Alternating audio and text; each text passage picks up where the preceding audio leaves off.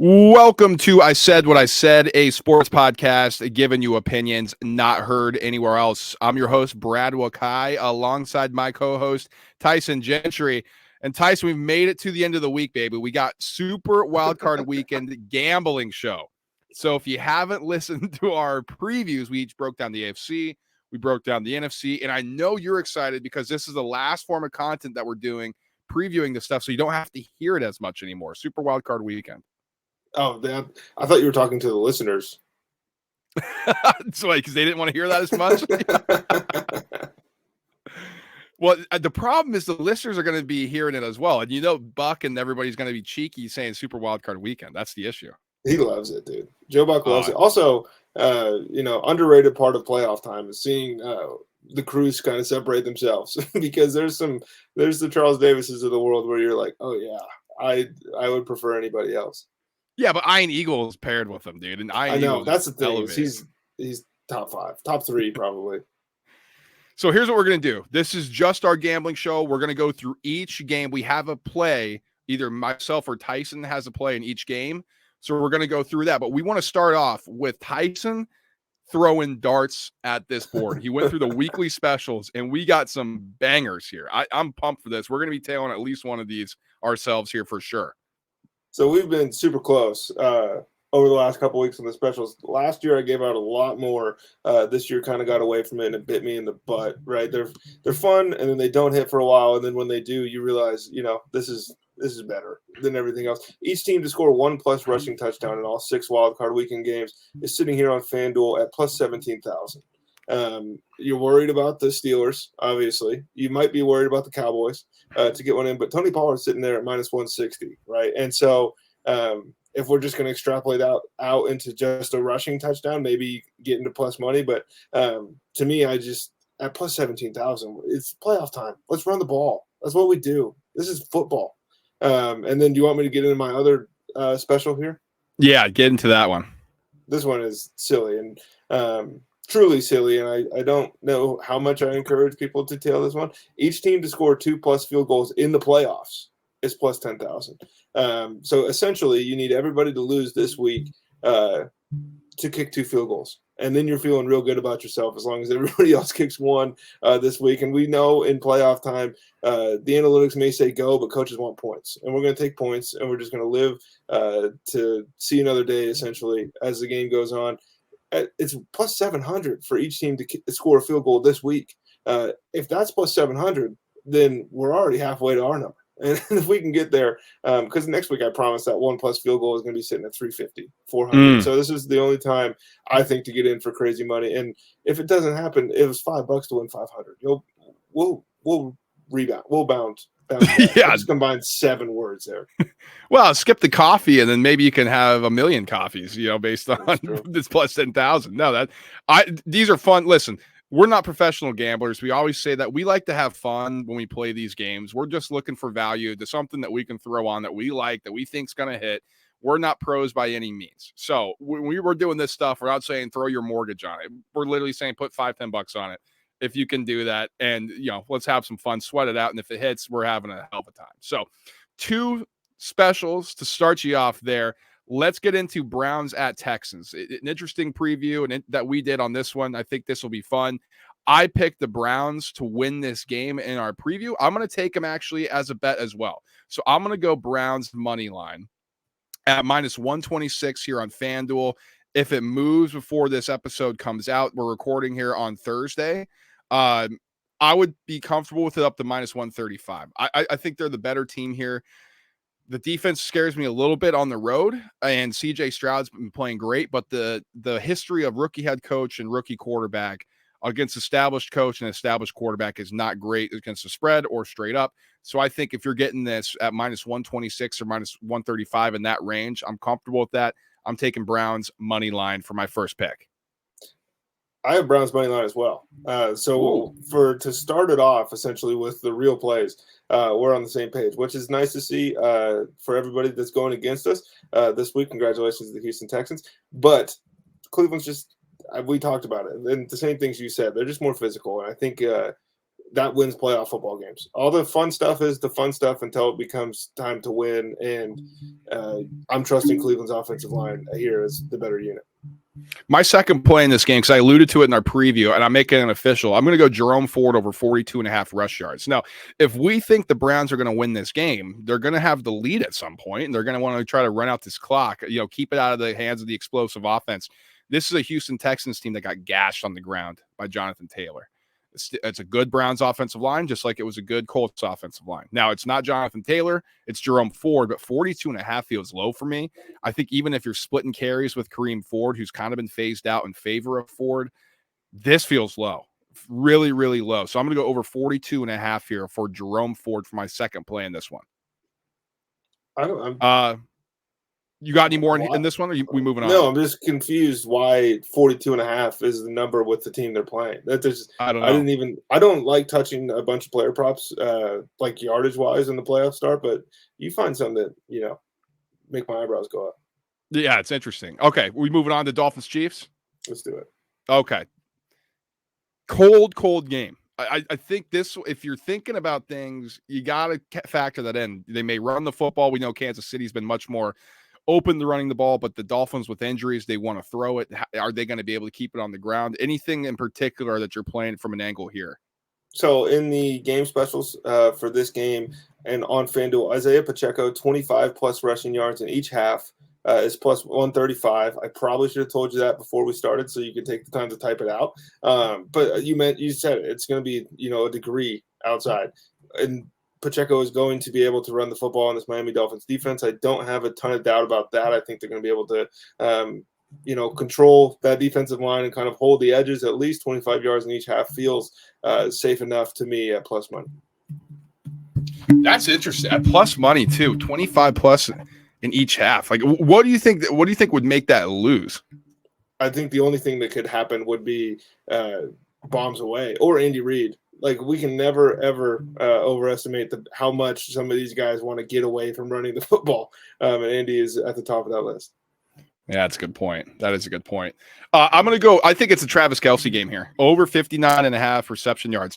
This is scary. I think, if anything, he hasn't shown enough that you can trust him in this spot. Like, it's been quiet. It's been off. Like, they haven't been on the same page with each other, Mahomes and Kelce. Like, I think that's what is concerning for me. It feels like Rashee Rice has really stepped into that number one role. Kelce's kind of been sidelined to that number two, and you have questions if he's healthy. But at this point where you got to win, I think all bets are aside. You kind of go to all reliable. So I'm going to go Travis Kelce over 59.5 receiving yards. I have another play in this one, Tyson. Is Pacheco the only one you're playing? The only one I'm playing, but based off what you said, could I interest you in Travis Kelce 25 plus receiving yards in each half at plus 260? Ooh, man, 20. So that's less than what I'm looking for, but you got a big first half. I'd be interested in that. You get them off early into the game. Right, 4 catches in the first quarter, right? We're at 30 yards, and then it's winning time in the second half. Who are you going to find? Like a big one over the middle, and then point the first down. Let's get out of here. I think that's a good one to look at. That's an interesting play. For my last one here, Tyson, in this game, I'm going to go Tyreek Hill over 6.5 receptions. To me, if Waddle's questionable here, which he is, why would you not just force feed Tyreek Hill? Like, you don't have to bomb it to him, man. Throw him on screen, see if he can break one, do some slants, do some pop passes, whatever the case may be. And he's playing his old team. I would not be shocked if he gets 10 catches in this game, like legitimately. Just little button hooks, little things like you want Tua to get the ball out quick, something to find the best dynamic runner in the NFL. Get him the ball, get it to him early. We could be sitting at 4 catches, like you said, with Kelce in the first quarter. We just need 3 for the rest of the game, and we think they might be trailing. So I think this one could be a very comfortable victory for us. A little revenge angle. Exactly. Okay, let's move on. Steelers at Bills. It's the last AFC matchup here. Man, I think it's tough to look at anything on the Steelers side. Would you agree? I mean, I think it's tough to look at both sides. To be completely honest, this is one I don't have a plan here. I think there's so much variance as to who is going to have a good game for these skill position groups. Like, is it going to be Diggs? Is this just when Gabe Davis goes for another 140 yards and 2 touchdowns? And I'm not, I've bet against Pittsburgh every single week this season. As far as player props going, I'm not going to start picking them now. Well, we said this could be a blowout. I'm going to go Bills -10 here. Like, this just feels like this could get ugly, ugly, ugly for the Steelers. They got to go on the road. They made it to the playoffs. They're happy. 56% of the spread, 56% of the bets are on Pittsburgh, 60% of the money, according to FanDuel. We're not the biggest splits people. I know the sharp guys, they say it's stupid. I mean, just as telling to me that, I mean, this is a massive number in the playoff game, and this thing really hasn't budged. Like, I don't think it would ever get below 9.5. I think you would see just insane amounts of money going on Buffalo. So the books are like, we'll keep it at 10 if it seems reasonable. I think this still may be too low. We talked about it in our preview. This could be a 2-touchdown type of performance here from Buffalo. And there's going to be no change of action for bettors next year, right? Because if they get blown out and then like going into next year, all we're going to remember, but Tomlin won 10 games. And then so if they go and make the playoffs next year and that line set at 10, everyone's going to be on it because Mike Tomlin. Packers at Cowboys. We think that it could be a big offensive game for Dallas. The secondary is weak from the Packers. Tyson, anything you're playing in this one? Yeah, Cowboys over 29.5 for the team total, -116. I struggle with numbers that big in the NFL, like 29.5. That's a lot of points, right? We're talking about 4 touchdowns and a field goal to cover that thing. We're also talking about Dallas Cowboys at home against a objectively, not a playoff caliber defense. I was going to say objectively bad, but there's flashes sometimes where you're like, okay, I see what's going on here. I think it's Dallas by whatever they want on the offensive side of the ball. I'm not going to lie to you. I was looking at that too, and I was like, 29.5. They got to score 30 points. That scared me away a little bit. But I mean, of course, we were talking like this could be an absolute blowout. So maybe I shouldn't have been too scared. So I'm glad you're on it because I was looking at the same thing. So I may jump on that with you. But I'm going to go CeeDee Lamb over 100.5 receiving yards here. It's -114. I don't know how much higher it's going to get, to be completely honest. I think basically what you're looking at is CeeDee Lamb is going to have a 100+ yard game. I think he can go 110. I think he can go 120. He might be able to shred up this secondary on his own. Dak's going to force feed him. They're going to get him the ball. It feels like Mike McCarthy is not overthinking anything. Like, just let Dak Prescott rip at the CeeDee. And if we need to go on our secondary or tertiary options, we have guys in those roles who can do that. Don't overthink it. Let CeeDee Lamb shred up the secondary. I think he has a big game, especially at home, going over 100.5 yards. You have any specials in this one, or is that the only thing you played was a team total? That was the only thing I played in this one. It's tough to get there with a lot of these ones in these games. Yeah, I agree. And I know in our preview, you said both these could be blowouts, and those are just where props go to die sometimes. Like, the concern I would have with mine is, the Packers blow out the Cowboys blow out the Packers. Maybe CeeDee sitting at 80. Why would you play guys? It's 28-3 at halftime. Start running the football a little bit more. Yeah, so that keep an eye on that when you're starting to handicap these. How about Rams at Lions? One that we expect could be a fireworks show, something that should be a fun game for sure. Anything that you're targeting? I'm only doing this because, I want to. Over 51.5 for the Rams and Lions game. That number's huge, dude. That's crazy for a playoff game. I also don't see it another way in my head, but I'm dumb. So potentially, this is a 6-3 old-fashioned football game. I just think like Detroit's going to score the ball. And I'll be damned if Matt Stafford isn't going to keep up. Like, there's no way they're going to dog walk Matt Stafford. Like, we talked in the preview show a little bit, and I didn't get into this point, but, like, it's the same thing if Flacco plays the Ravens.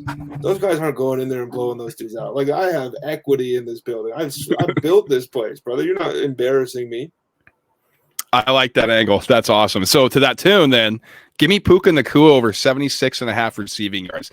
This feels low, and it's scary when you have Cooper Kupp on the other side, especially in playoff time. Because it's like, okay, thanks for getting us here, rookie. We're going to go to our guy now.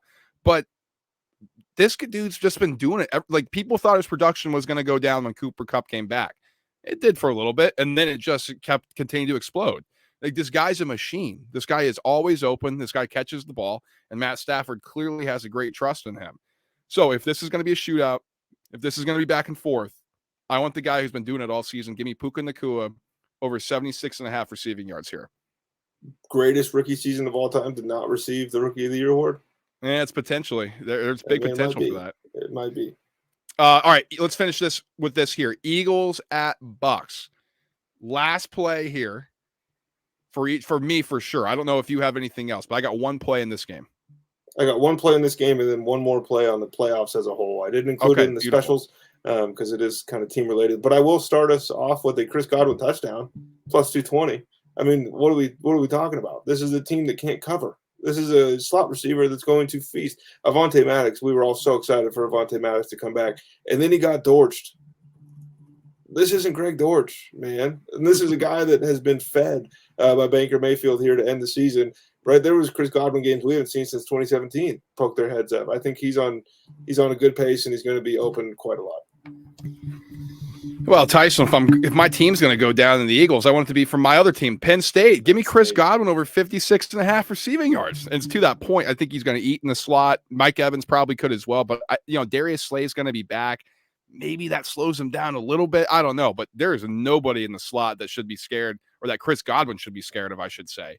So over 56.5. I didn't want to play his receptions because the juice was nuts, but this feels like Godwin can name his number here. Really. I can't believe it's this low.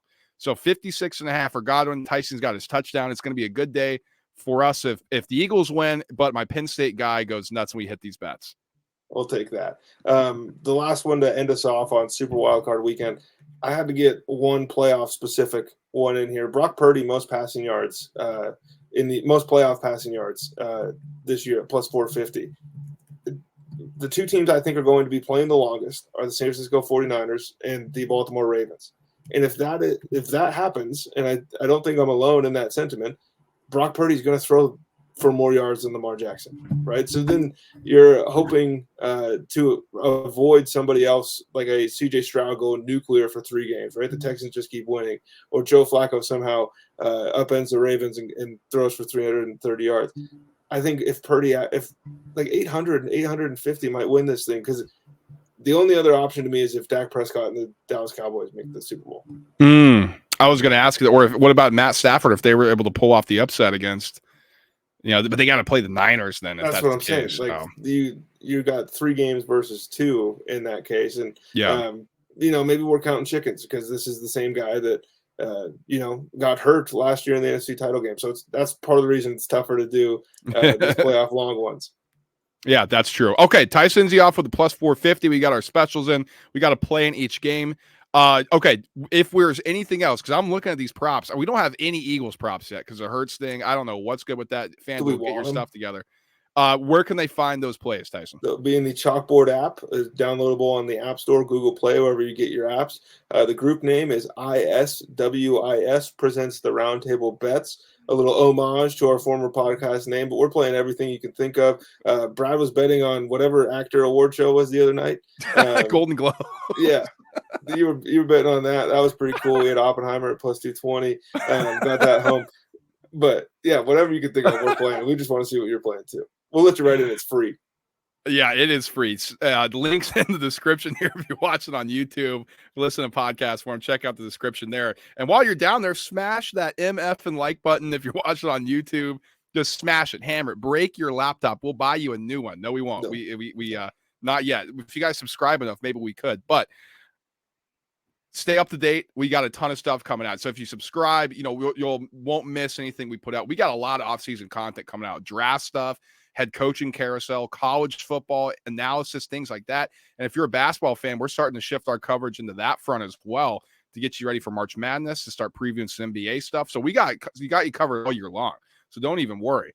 And if you're listening in podcast form, subscribe as well, but rate, review, 5 stars, a comment, whatever the case may be. If you have anything you want us to improve on, any feedback, any support, we do appreciate, of course, as you guys continue to go on this journey with us. So that's enough of me. Follow us on socials for anything else, X, Instagram, and TikTok at ISWIS_pod.